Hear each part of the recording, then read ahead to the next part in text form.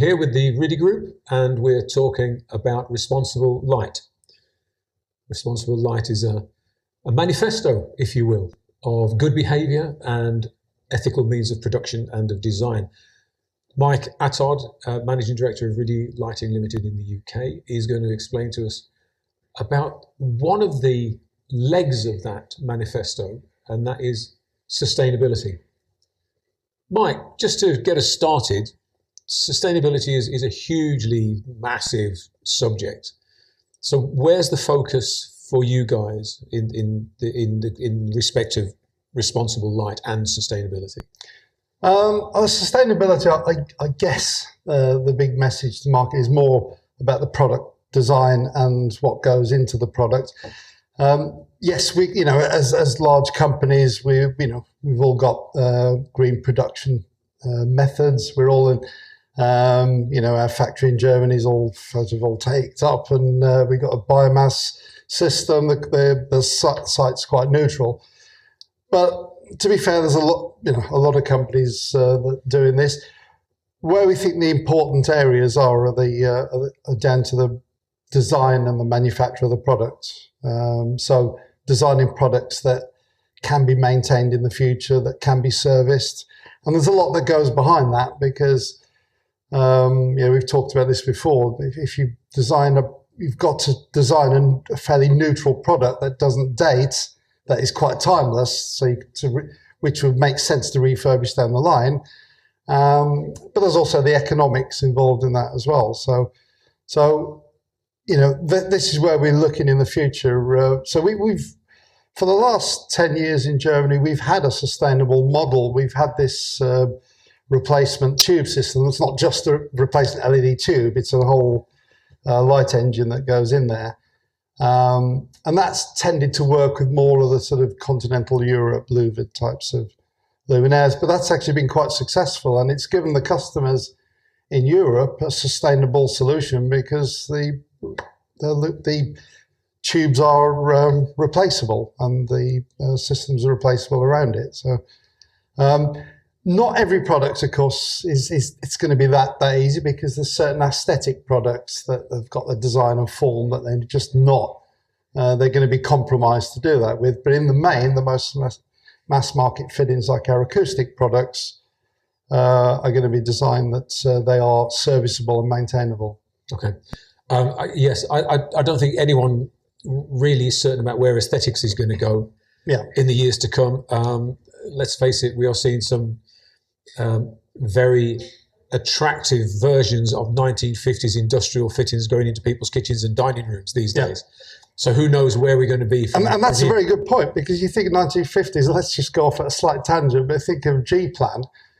10, 20 years ago, it was something that your grandma had in the house, and it was all of a sudden, those products are iconic, and some of those designs and forms are being copied in the mainstream.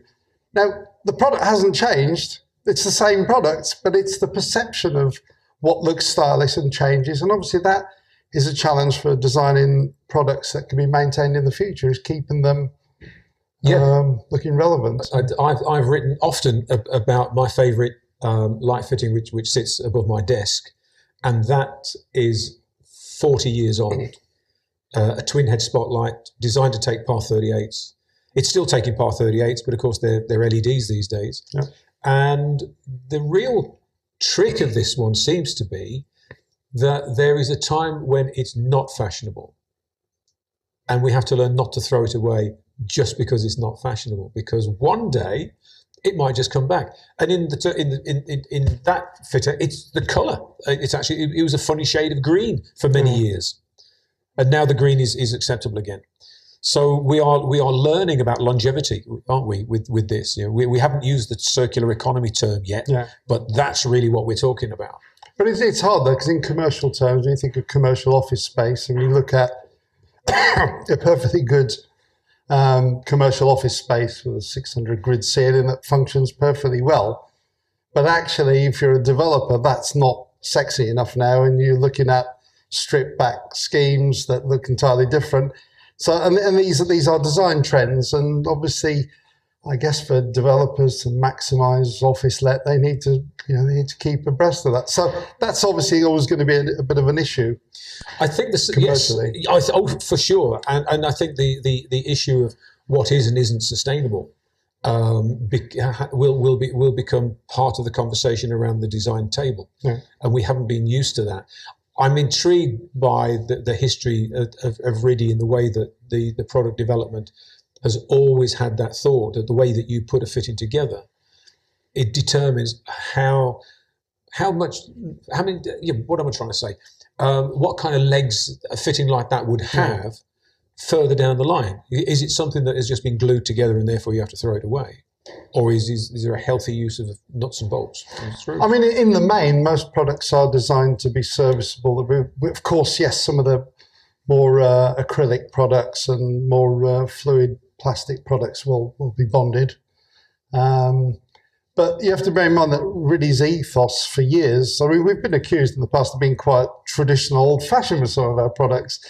And part of that is because there's a commitment to keeping the product line going so that it's serviceable and that it's got at least 10 years design life.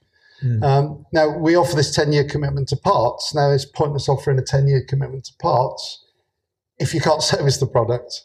So, and that's clear. So that becomes part of the sort of design things. And of course, then the whole thing of producing our own LED boards also means that product will not be obsolete. There will always be something available to service it with. It's quite an important element. So yeah, if there's one thing that's happened over the last, well, let's say, over the lockdown period, when people have been staring at the wall, wondering what to wonder about, the conversations that we've had around what lighting means are changing, and the philosophical points around lighting design, lighting product design, lighting application design is shifting towards what do we want to happen next? That we design something for day one, but we don't necessarily, or we haven't necessarily been designing for day 1,000 or day 10,000. Yeah. And the idea that you're designing and making a range of fittings that might not be cutting edge aesthetic actually might be the answer. Yeah, and also don't forget it was hard as well because our industry's migrated from a lamp-based industry to an electronics industry, which is over a decade now. And in those early periods, there was a lot of wasted and abandoned R&D into products that were being continually upgraded and superseded, and so it's hard to actually really design products with a long life cycle when you've got changing dynamics. But also, think about 2010, all those years ago. We had an LED downlighter with a 14-ohm module in there, and we were selling that for £150. Yeah. And that was trying to really cut it down. Now that same downlighter is about 60 or whatever. So of course, yes, I think we're in a better place now because a bit like in the sort of computer industry, the rate of progression of LEDs is plateauing. Yep. And there's small incremental changes. But in the early days, we were getting bulletins of generation of chips every quarter. We were getting quarterly increases in output, and that was making things quite hard, and it changed the way the products were made as well. So, and I think we have to remember that in periods like that, where all the technology is intermediate, because we know we haven't got there yet. Yeah, that incredible change that comes through, and we learn to live with it. Yeah, and if we're not careful, it becomes the status quo. And you go, no, there's chaos in there. Yeah. We need to get rid of the chaos in order that we can create a sort of a sound stasis around which we can work. I think Zaga was a bit of a missed opportunity in the interior lighting market. It's obviously been adopted well on the external lighting front, but there were various reasons, or political reasons as well, why it didn't really work. And but I think we could almost be in a situation now where there might be some sort of way of going back towards that model, which effectively is like the old-fashioned traditional model of a lamp and a driver. I was just thinking, as you were saying that the thing that seemed to be pushing Zaga was a will to go back to the idea that you can just change a light bulb? Well, I think that's transitional technology. When technology moves on, they often look back at how things were done and develop in that way until they go, actually, no, we don't need to do it that way. And there was an element of that back then, which is why we had a lot of luminaire forms that were still the same. Obviously now, 10 years on, we've got forms that are quite different because we're not constrained by lamps. So, yeah. Mike, one of the things that's very much up for us at the moment is this whole question of what happens at the end of life and redefining the end of life of a light fitting, to the extent that we now think, I believe, that when we say end of life, we mean end of first use. And what happens next, again, it's one of those what happens next, is becoming very interesting. Now, this is something that you guys are involved in terms of finding new uses, repurposing of old, second-hand, whatever we want to call it, previously loved light fittings. Let's have a talk about that. Yeah, so I think the area of the market that we sort of noticed where there was an opportunity, it was in the Cat A market. We got involved in some quite prestigious jobs, and then we were, we were not horrified, but we were quite surprised to see new products being ripped out. I think you can say horrified on that one. Yeah, actually. yeah, probably. And that couldn't be reused, and so it all started from this one project in central London where we were offered the products back that we could take away, and then we looked at, well, in the consumer world, refurbished products is becoming quite commonplace, but here there was quite a big amount of products that we could be sort of not just going to recycle, but reconditioning. So we teamed up with, to get it done properly, we've teamed up with Coco, who are an emergency and conversion company, and they basically are doing the refurbishment program for us and certificating the products, so they'll have a full test. So the idea is these products can go back out to market and we'll have the same warranty. And that, to me, is probably the most green and effective thing to do with a product that's about to be recycled. And it's taken off. We've kicked off with a project at an architect's practice where they've taken in some of these products, even the old trunking they're retaining. We donated that, and they're reusing it, and it's got a nice sort of reused story behind it. And that's quite encouraging to see that. So we've got products that have come out of other buildings which are nearly new, which we're doing the same with. Just how far we go down the line, do we take back a 10-year-old product and see if there's life in it? Well, we would make a judgment on that. But the fact is, we've got a process in place, we've got a mechanism in place to do this.